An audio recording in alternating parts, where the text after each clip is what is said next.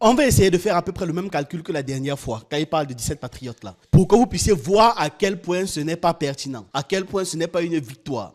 Alors, en combien de temps 17 batteries de patriotes peuvent-elles tenir face aux salves russes, aux salves explosives russes? La dernière fois, c'était 723 drones et missiles qu'ils avaient envoyés. Donc, on va partir sur un 700 pour faciliter les calculs. Si la Russie fait des salves régulières de 700 drones, sachant qu'ils ont prévu de monter à 1000 drones, en combien de temps les 17 patriotes tiennent? Déjà, rappel important, les patriotes sont utiles contre des missiles balistiques, mais inefficaces d'un point de vue coût et efficacité contre des essaims de drones.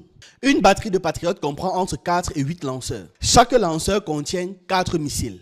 Donc, une batterie de patriotes peut tirer entre 16 et 32 missiles. 17 batteries, si on continue le calcul, c'est entre 272 missiles et 544 missiles au total. Face à 700 drones kamikazes par vague, les missiles patriotes qui coûtent entre 3 et 5 millions de dollars l'unité, les drones kamikazes qui coûtent environ 40 000 dollars l'unité de fabrication, vous comprenez rapidement que le missile patriote est 60 à 100 fois plus cher qu'un seul drone. Donc, pour abattre un drone russe, les autres doivent dépenser 60 fois plus d'argent. Gaspillage. C'est pour ça que je disais en termes coût-efficacité, ce n'est pas pertinent. Si l'Ukraine tire un missile par drone, le calcul il est vite fait. Les 17 batteries seront épuisées en une seule salve. En une seule